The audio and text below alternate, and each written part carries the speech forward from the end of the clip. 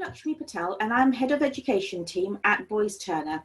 Our team of solicitors at Boys Turner specialises in SEN work. We work with parents, schools and professionals to get the right educational support for children and young adults with special educational needs, usually through an Education, Health and Care Plan, also known as an EHCP. I undertook the National Autistic Society's excellent Education Law Training Programme many years ago and volunteered on their Education Law Support Line, so I've got some insight of the types of issues faced by parents of children with autism. Today, I've got Cleo with me, who's going to ask me some questions. Over to you, Cleo. Hi, I'm Cleo Pheby-Edmunds, and I'm the team's legal assistant. So I'm often the first person in the team to pick up new inquiries from parents. So I've put together some common scenarios and questions for you, Laxmi, that I often get asked by parents of children who have autism or other special educational needs. So a question I had recently: my child has a diagnosis of autistic spectrum disorder. He's struggling in school. He doesn't have an EHCP. The school puts it down to bad behaviour, and I don't feel his teachers are listening to me. What should I do? Thank you, Cleo. Well, I think the first thing that parents should know is that a mainstream school should have a school SENCO. That's a special educational needs coordinator, and parents should be thinking about arranging a meeting to discuss their concerns with the school. And parents should be, without first jumping into an EHCP, they should be working with the SENCO to try and put together a support package in place. And that's known usually at this stage as an individual education plan or an IEP. And what parents should be doing with the school SENCO and teacher and the child as well is to review what's going on, assess basically what's going on, to make a plan of what support the school can put in place with parents as well and the teacher and the SENCO, and carry out whatever those special provisions are, you know, be it one-to-one support or perhaps small group work, etc., and then to review it periodically. And they should be doing that, sort of reviewing it every 6 weeks or every term, but they should be reviewing it periodically and often. And if it is that the plan needs to be tweaked slightly, any support, they can do that, you know, looking at successes of what's working well for that child. But the idea is that they put some support in place and keep reviewing it with a view to sort of helping the young person with their needs. So that's the first thing they ought to be doing. If that doesn't work, or sometimes something on top of that, the school feels they need additional support or some advice, then they can consider the need for getting some external specialists on board at that time. Many local authorities will have access to an autism outreach team, and schools may go to them for some advice, and they may come in and assess and give the school some sort of strategies that might work. But eventually, if matters don't improve or the gap widens between that child and their peers, then the school, i.e. the SENCO, and parents should be thinking about requesting an EHC needs assessment. And also, if the young person's over 16, they can also make that request themselves directly if they wish. Okay, so another scenario that a parent called me with recently. The SENCO says that my child won't get an EHCP because his grades are fine, but this is only because we're putting in the extra time most evenings to make sure that he doesn't fall behind. We're also worried because he's got such low self-esteem. So he has no friends and he doesn't get invited to birthday parties. And he's now saying he hates schools, so we're worried about his mental health. What can we do? This is quite a common problem, actually, and we do get lots of these sorts of inquiries. I mean, straight answer, very simple, straight answer is parents, or the, you know, or the SENCO. Well, the SENCO is not on board here, but then parents should be asking for an EHC needs assessment themselves.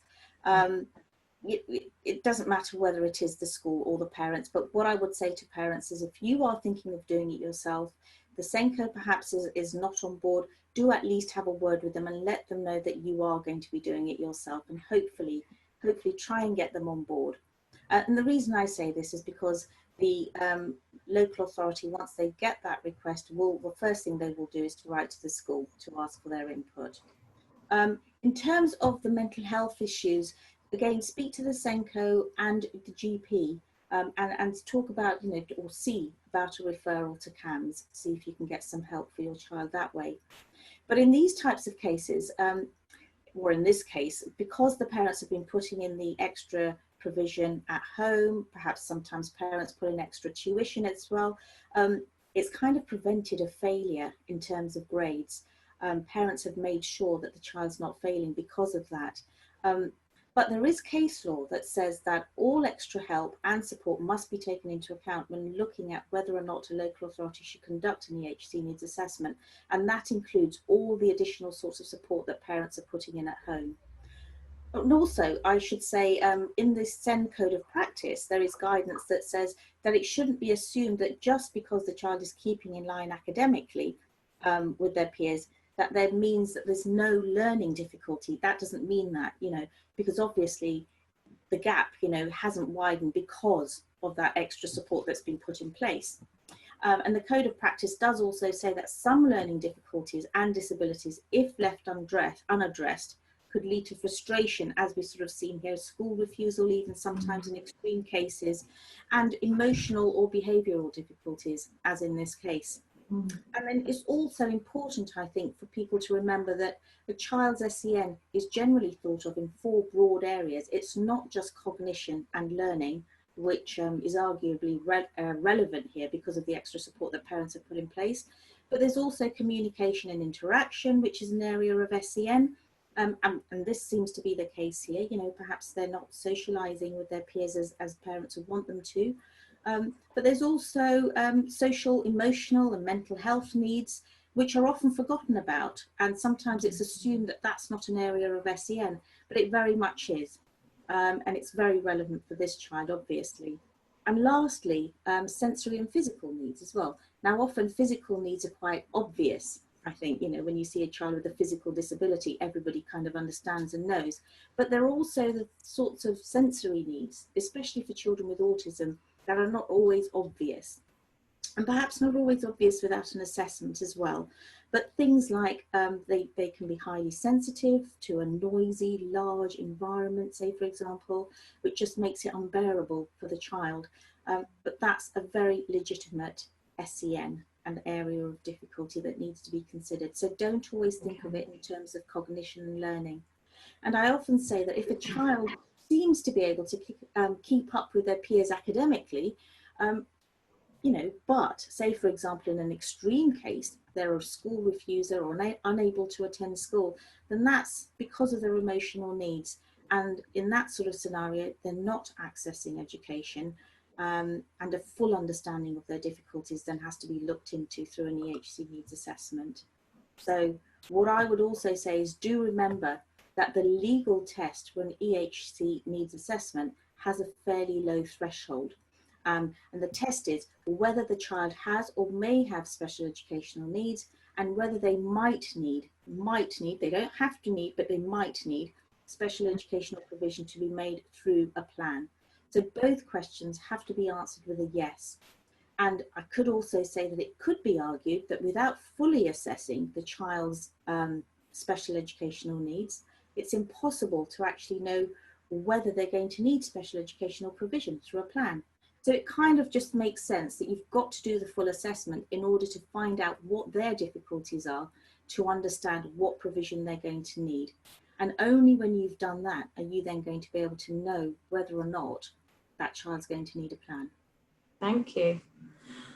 So we've spoken a lot about EHCPs. A lot of questions I get from parents are, what is an EHCP? And is it worth getting one for my child? Yeah, I think that's a very good question, because parents, hear about EHCPs and they think that that's their golden ticket, to everything. And not necessarily, you do have to think about what it is that you want and what you think that EHCP is going to get you. So very sort of briefly, it is a legally binding document. And that it's a binding document that enshrines a child's right to receive education provision that's set out in the plan. The local authority has a duty to make provision that's set out in the plan. So that's the the parent's home local authority. The duty is not on the on the school. It's on the home local authority, and many parents sort of don't understand that. But also an EHCP, as well as setting out provision, will name a school.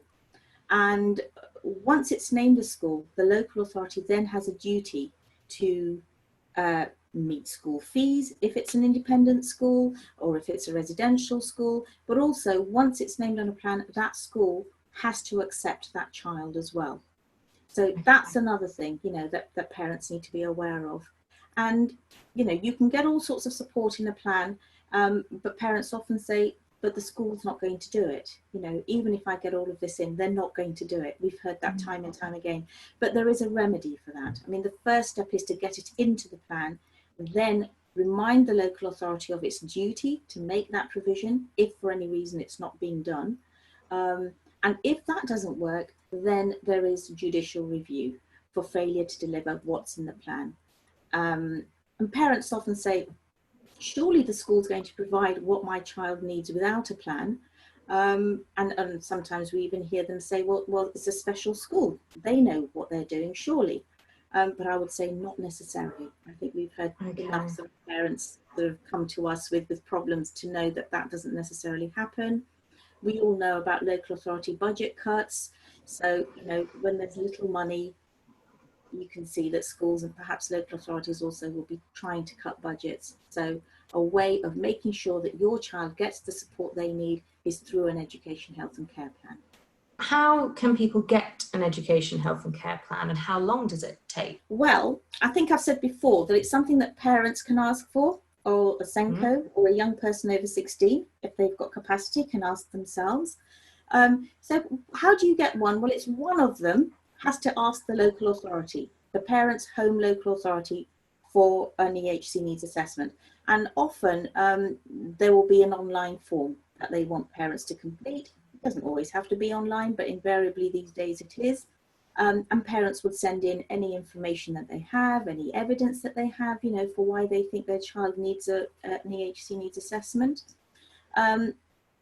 Local authorities should consider whether there's evidence that despite the school having given relevant and targeted action to identify and assess and meet the needs of the child, remember on the IEPs, the individual education plans, that the child has still not made expected progress. So i.e. the gap is widening, or the school perhaps doesn't know quite what they need to be putting in place. They've tried, but perhaps it's just not worked.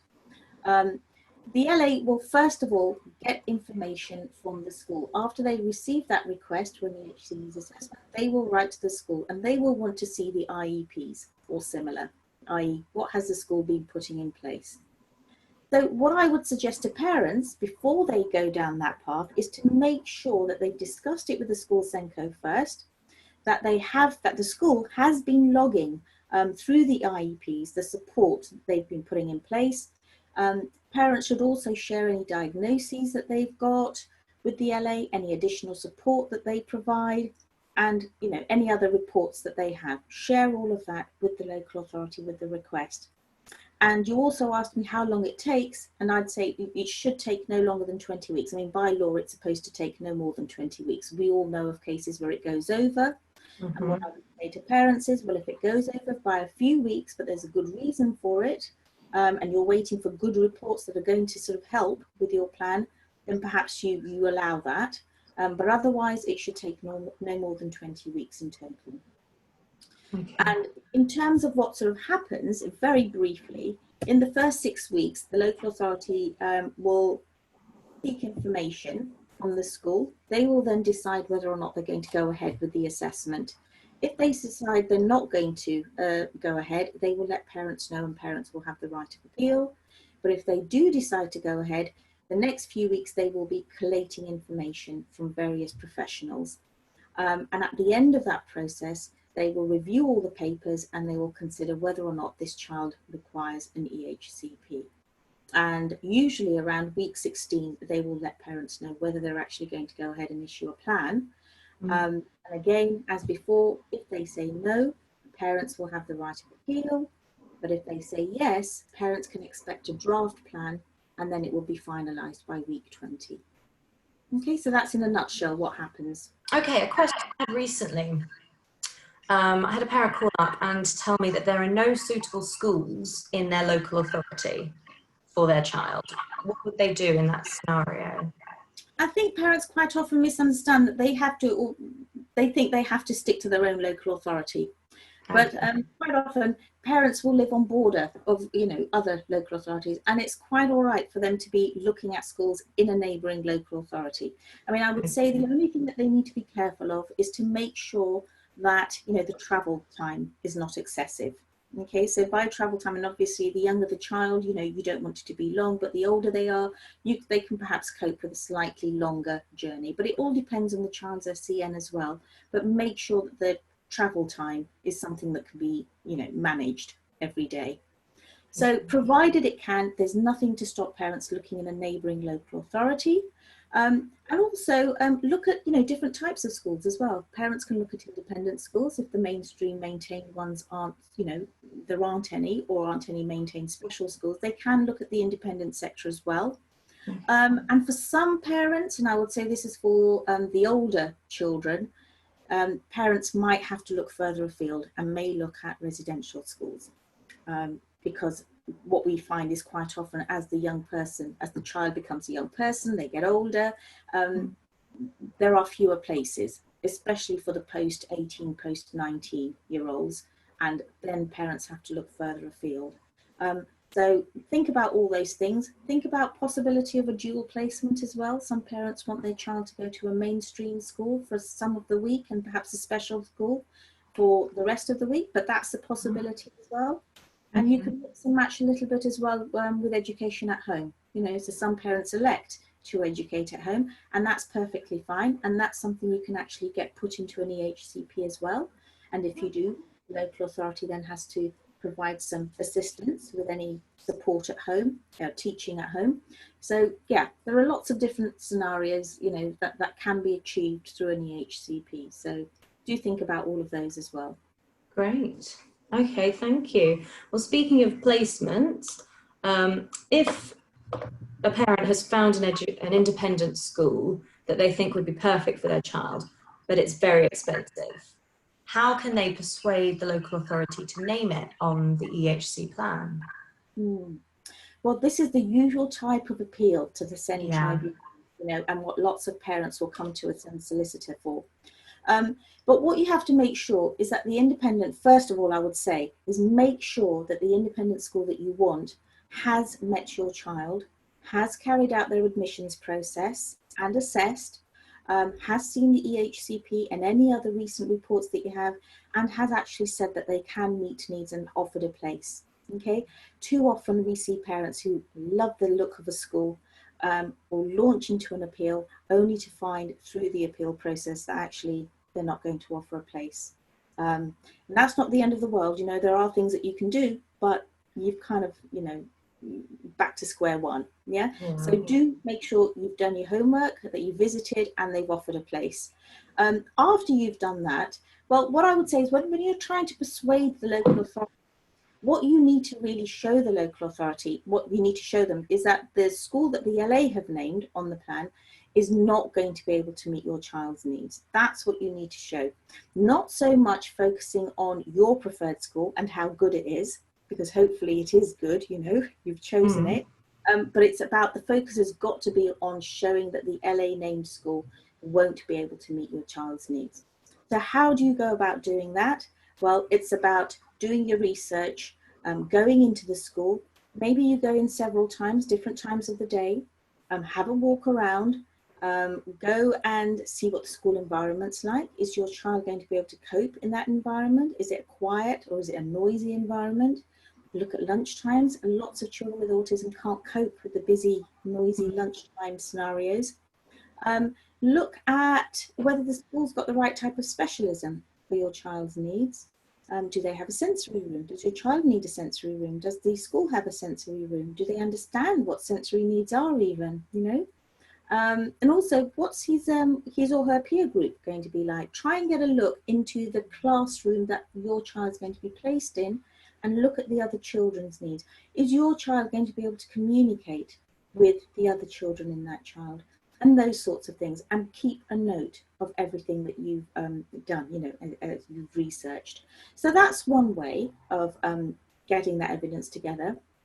But do remember, ultimately, the local authority, and if you're appealing, the tribunal, won't just name an independent school because you think it's better. The local authority doesn't have to provide the best placement, okay? It only has to provide one that's adequate, i.e. one that's good enough. And so realistically, we know most often local authorities will not want to name an independent school for costs reasons. So invariably, many parents do have to appeal at that stage. And when they're appealing, they do need to think about getting together their evidence. So one of the ways is, like I said, going around the school and making a note of all these things. But parents may also want to think about instructing an independent expert at that point as well, such as an educational psychologist, occupational therapist, and perhaps a speech and language therapist. Those are the usual types of experts. And you want them to visit the local authority named school and perhaps your preferred school as well. But more importantly, it's about the local authority named school. And you know, that's a key bit of advice, I would say, that if you can do that when you're appealing to the SEN tribunal. Another question I had recently, a mother called asking about her daughter. So she told me that her daughter is coming up to 19 years old and the local authority are now looking to end her plan because she's not studying a course that will lead to exams. So the parents wanted her to attend a college that will teach her life skills. So what can the parents do in that situation? It's something that we see a lot with 18, 19-year-olds, where the local authority wants to cease to maintain, that's sort of technical term, but that's what they call it, cease to maintain a plan. And what they will be doing is at the last annual review, they will be talking about ending the plan. And it's kind of assumed, I think parents find themselves in this situation where it's assumed that, well, school's coming to an end now, so, you know, that's it really. You know, they're not going to sit any exams, they're not going to go on any further education course, so that's it for them. But it's not it for them, you know, and parents must understand this, and they need to know about this as well, is that the EHCP can go up to 25 years. And that doesn't mean that it's absolutely for all children the right thing to do, you know, and it may not be. It's a case by case, you know, situation. But it can go up to 25 years, provided there's a need for education and or training, and the outcomes in the plan still haven't been met. Okay, but I would say, well, actually, and also I would say, before I go on to what I was going to say, is that there is actual case law, a Buckinghamshire case in 2016, which says that getting qualifications isn't essential for an EHCP. For all children, you know, getting some sort of, you know, well, it's not a degree, obviously, but even sort of BTECs and things like that, it's not essential. That doesn't necessarily mean education for all children. So for some children, even very small steps to help with independent life skills can be taken as special educational provision for some children, and just as important for them. I would say the difficulty with this age group, though, is about finding the right placement, because I think, as I've mentioned before, as the child gets older, there are fewer places out there that meet that child's needs, you know, and are specialist for that child's disability. But that's what parents have to do, is to do their research. And it may be that parents have to look further afield, and they may be looking at a residential placement. So my advice would be, start looking very early on for a placement. You know, don't wait until the local authority is talking about ceasing to maintain. Start looking a few years in advance. You know, start going to visit those places and see what you like the look of and where you think your child's going to fit in. And I'd say just you know, be sure you know what you want. Once you know what you want, you appeal if the local authority says they're going to cease to maintain. So one of the most common inquiries I actually get for the team are from parents who aren't happy with the contents of the plan. So they're not happy with the support that's in place or the school that is named on the plan. So what does an appeal involve if they wish to appeal the contents of the plan?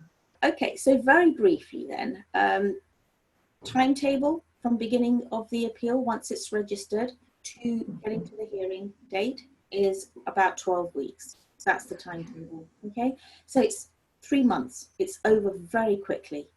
And I would actually say that the further evidence deadline is 8 weeks. So you can imagine, once you've lodged that appeal, you've got 8 weeks to get everything together. So working backwards, you need to get your evidence together, early on, plan it. There's a lot to be done in very little time. And remember that it's an evidence-based tribunal. So you won't win your appeal, or parents should know they won't win their appeal based on, their convictions and the strength of their feeling. They just know that the LA score's not right. That's not going to do it for them.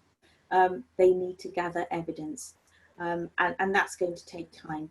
So plan your appeal in advance is what I would say to parents. Even before you've lodged your appeal, as soon as parents think they're going to be in that appeal sort of situation, they need to be thinking about what evidence they can get together, and get it together as soon as possible. And if they are thinking of getting some private assessment reports, plan early. Experts can be booked up months in advance, and we've talked about the 8 weeks to get to the further evidence deadline. That's very little time. What I'd say also is that hearings, they're currently taking place remotely because of COVID-19, but all that seems to be going quite well with the tribunal, and parents have said quite positive things about it as well. So it could be something that's going to remain with us. We'll have to see, at the end of all of this. But the sort of timetable is that parents will put in their grounds of appeal, local authority responds, and then there's a date when both parties let the other side and the tribunal know who their witnesses are going to be, and there'll be a date for a further evidence. There'll be a further evidence deadline, and then it's on to the hearing. So that's sort of the steps that parents have to go through to get to the hearing. Parents should also know they don't get a decision on the day. It follows after 2 weeks, roughly, and then the local authority has 5 weeks to put whatever the tribunal orders into place. And it may be that they have to amend the plan, changing the name of the school or changing provision, but they have to do that within 5 weeks of the order. So that's, in a nutshell, what an appeal is about. Okay. Thank you. Thank you for answering the questions. That's really helpful. If any listeners here have any further questions, do get in touch with us. We have got some helpful fact sheets on a range of topics, and contact details are on our website, which is senexpertsolicitors.co.uk. And hopefully we'll see you in person at next year's Autism Show. Thank you for listening. Thank you for listening.